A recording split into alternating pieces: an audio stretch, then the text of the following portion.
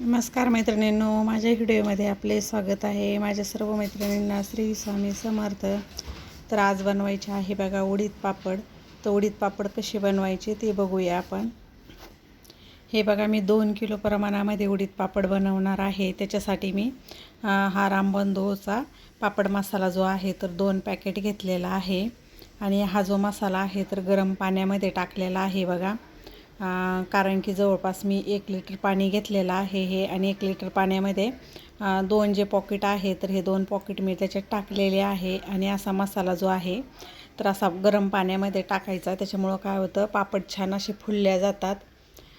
तर ते पाणी मी थोडंसं थंड व्हायला ठेवलं। आणि आता इकडं जे आहे तर हे 2 किलो पापडाचं पीठ आहे, तर मी हे लावायला म्हणजे पापडाला लावायला पीठ काढून घेतलं आहे। म्हणजे तो थोडंसं मी एक्स्ट्रा टाकलेलं होतं वरती, ते काढून घेतलं। आणि आता हे जे पीठ आहे बघा तर 2 किलो प्रमाणामध्ये आहे। तर आता आपल्याला हे 2 किलो प्रमाणामध्ये म्हणजे पापड याची बनवायची आहे। तर आता हे जे आहे तर हे अजून थोडंसं गरमच आहे बघा, पण असं गरम गरम टाकून घ्यायचं याच्यावरती हे मसाल्याचं पाणी आणि मिक्स करून घ्यायचं। आणि मळताना थंड पाण्यात नाही मळायचं हे पीठ जेव्हा आपण मळतो ना तर तेव्हा कोमट पाण्यामध्येच मळायचं। आता हा जो मसाला आहे तर मग पूर्ण याला मसाला हा लागला जातो, पूर्ण पिठामध्ये मिक्स केला जातो हा मसाला। त्याच्यामुळं मसाल्याचं सर्व पिठामध्ये पाणी टाकून, म्हणून मी एकत्रच करून असं हे करून घेऊ लागले। कारण मग थोडं थोडं जरी मळवलं तरी पण चालतं, पण आपण मसाला जर का पिठात टाकून ठेवला तर काय होतं आहे, मसाला पिठात टाकल्यामुळे ना पापड ज्या पाहिजे तेवढा कुसकुशीत नाही होते। आणि असा मसाला असा उकळून घेतला ना तर एकदम छान असे कुसकुशीत पापड होतात। आता याच्यामध्ये मसाला टाकल्यामुळे ना आपल्याला कुठल्या याच्यात मीठ वगैरे वरतून काही टाकायची गरज नाही आहे। कारण ह्या मसाल्यामध्ये ना तर म्हणजे पूर्ण असतं याच्यामध्ये मीठ हिंग काय जे असतं ते प्रमाण बरोबर असतं। आपल्याला वरतून कुठलाही मसाला किंवा मीठ काहीच घालायची गरज नाही आहे। कारण आता हे जे 2 किलो प्रमाणामध्ये आहे बघा माझं पीठ, तर मग मी याला बरोबर पीठ पण मी मोजून घेतलेलं आहे, 2च किलो आहे। म्हणजे वरती पण नाही आहे आणि कमी पण नाही आहे। आता याचं जेव्हा आपण पीठ मळतो ना तर असं पीठ जे आहे तर एकदम असं घट्टसर पीठ मळायचं, असं एकदम घट्ट पीठ मळलं गेलं पाहिजे। म्हणजे याची पीठ मळवण्याचीच मेहनत असते। जर का पातळ झालं तर मग पापड फाटतात किंवा मग पीठ व्यवस्थित होत नाही। हे बघा मी असं हे बनवलं पीठ, म्हणजे असं पूर्ण त्याला हे पण नाही करून घेतलं आणि असं डब्यामध्ये घालून ठेवलं आहे बघा। तुम्ही कॅरीबॅगमध्ये पण घालून ठेवू शकता, कारण डब्यापेक्षा कॅरीबॅगमध्ये पण छान हे होतं।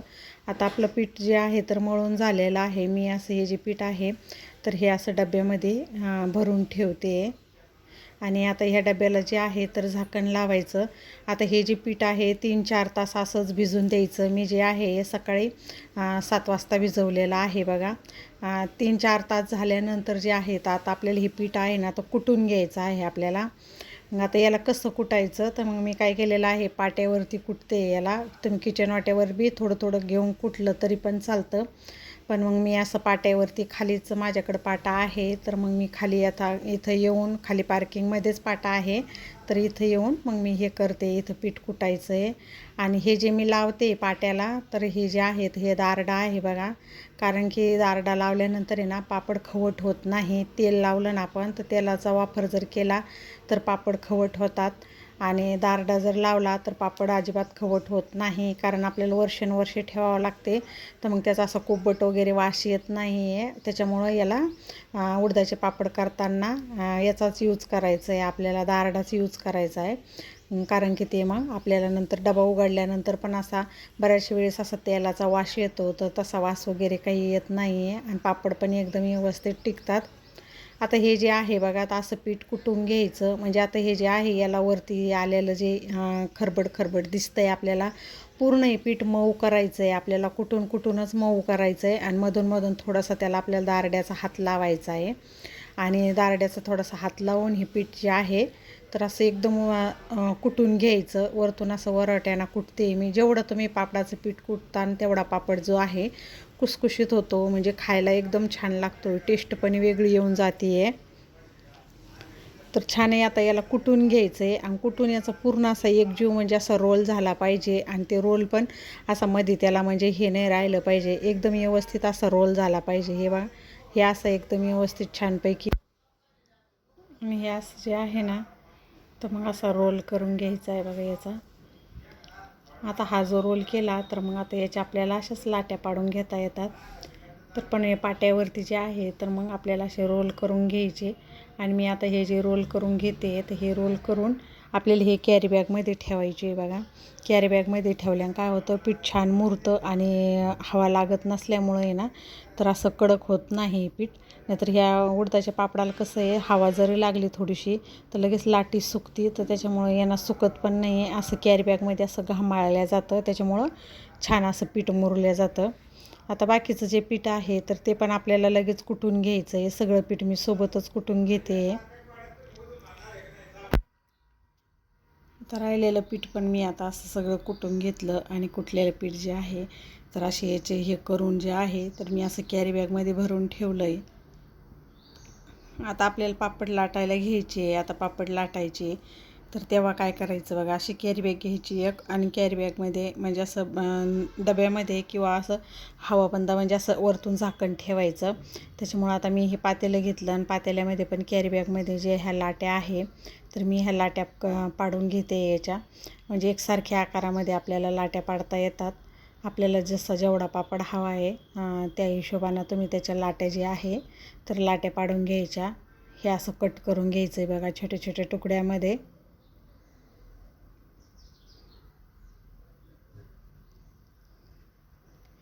मग एकसारखे जे आहे तर एकसारखे पापड येऊन जातात. कारण हा जो आपण रोल बनवला तर हा रोलच एकसारखा बनवायचा. मग एकसारखा बनवला ना आणि मग त्याला असं छोट्या छोट्या तुकड्यामध्ये कट करून घेतलं आणि एकदम पूर्ण याचे कट करून नाही घ्यायचे, एक एक रोलचेच कट करायचे. आता मी हे एक रोलचे आहे तर मी लाट्या अशा कट करून घेऊन झाकण ठेवून दिलेलं आहे. आता याच्यातली एक लाटी घ्यायची आणि तिला परत आपल्याला एक जीव असं गोल करून घ्यायचं. कारण की पीठ छान कुटल्या गेल्यामुळं ना याच्यामध्ये हे येत नाही, आडी वगैरे अशी येत नाही आहे. एकदम व्यवस्थित आपण जसं पीठ गोल करून घेतो आहे तसं येऊन जातं आहे, म्हणजे एक जीव होऊन जातं. आणि आता याला पण लावायला आहे ना तर मी तेल नाही वापरते. इथं जो आहे ना तर मी हा दारडाच वापरते बघा. तर या दारड्याला थोडासा लावायचा पापडला आणि थोडासा असा जेवढा लाटल्या जाईल तेवढा असा छोटासा पापड लाटून घ्यायचा. आणि नंतर जे आहे तर मग त्याला पिठामध्ये असं बुडवून घ्यायचं आणि पिठामध्ये बुडवून परत पिठात नाही बुडवायचं, एकदाच बुडवायचं पिठामध्ये. आणि हा जो पापड आहे तर असा सोयीचा उलटा असा करून जो आहे तर मग असा लाटून घ्यायचा. एकदम पातळ पापड आपल्याला जसं आपल्याला जितकं पातळ हवं आहे तसे तुम्ही असे याचे पापड जे आहे तर मग असे तुम्ही पापड लाटून घेऊ शकता.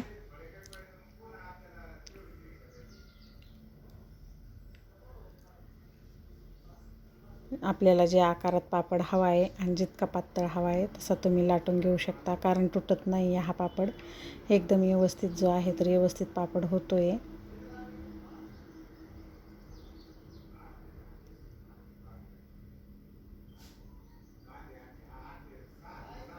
आणि जेव्हा आपण पापड लाटतो ना तर हा पापड जो आहे तर लाकडाच्याच पोळपाटावरती लाटायचा. कारण आपला ॲल्युमिनियमचा स्टीलचा असला ना तर मग ते त्याला चिटकतं आहे. त्याच्यामुळं लाकडी जे आहे तर लाकडी पोळपाट घ्यायचा आहे या पापड बनवण्यासाठी. आणि पापड पण छान लांबले जातात. आणि लाटणं जे आहे बघा तर लाटण्याला पण अशा चिरा पाहिजे, चिराचं लाटणं घ्यायचं आहे. असं आपलं गोल जे लाटणं असतं चपात्या बनवायचं ते लाटण्यानं नाही जमत, हे पापड लांबत नाही आहे. असं चिराचं बेलणं असलं ना तर त्यानंच या चिराच्या लाटण्यानं असं लांबलं जातो आहे पापड. असं तुम्ही याचं घेऊ शकता किंवा मग लाकडी पण असतं, लाकडी चिरामध्ये पण मिळतं आहे, तसं पण वापरू शकता हे पापड लाटण्यासाठी. तर ह्या प्रमाणामध्ये मी आता जे पापड जे आहे तर हे पापड मी आता पूर्ण पापड लाटून घेणार आहे. कारण एवढे पापड एके दिवसात होणार नाही आहे. तर म्हणजे अजून मला मदतीला आहे तर मग तिघींना मिळून मी हे पापड बनवणार आहे आज.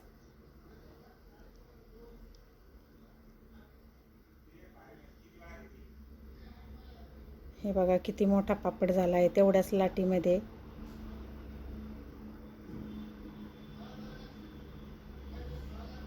आणि असे पेपरवरती टाकायचे कारण मग ते असे हे होत नाही आहे.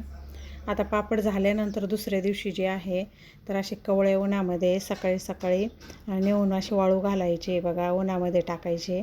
आणि म्हणजे उन्हामध्ये जास्त वेळ नाही ठेवायची, 1 ते 1.5 तासच उन्हामध्ये पापड ठेवायचे, कारण ते लगेच वाकडे व्हायला लागतात.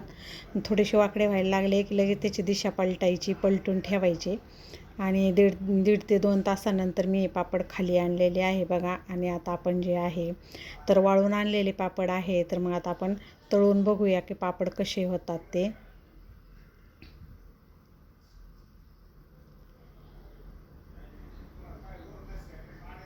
तर आता आपण बघतोय बघा, आता तळलेला पापड जो आहे तर कसे झालेले आहेत आपले तळलेले पापड. मग मी त्याच्यामध्ये 2-4 पापड जे आहे तर म्हणलं आपण तळून बघूया. आणि पापड पण बघा किती फुलल्या चालला आहे, म्हणजे तेलात टाकल्या टाकल्या लगेच पापडाचा आकार जो आहे तर लगेच दुप्पट आकार होऊन जातो आहे. आणि तळल्यानंतर पापड पण असे लाल वगैरे झालेले नाही आहे बघा, एकदम असे पांढरे शुभ्र पापड झालेले आहे.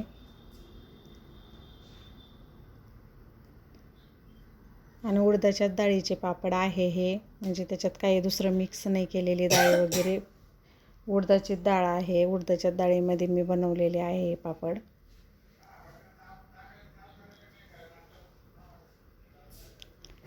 आता सर्व जे पापड आहे तर मी थोडे घेतले तर मी तळून बघते बघा, तर असे छानपैकी तळले गेले पापड. हे बघा, आता हा एवढा पापड आहे मी टाकला आहे आता तेलामध्ये, तर हा बघा हा पापड किती मोठा झाला आहे.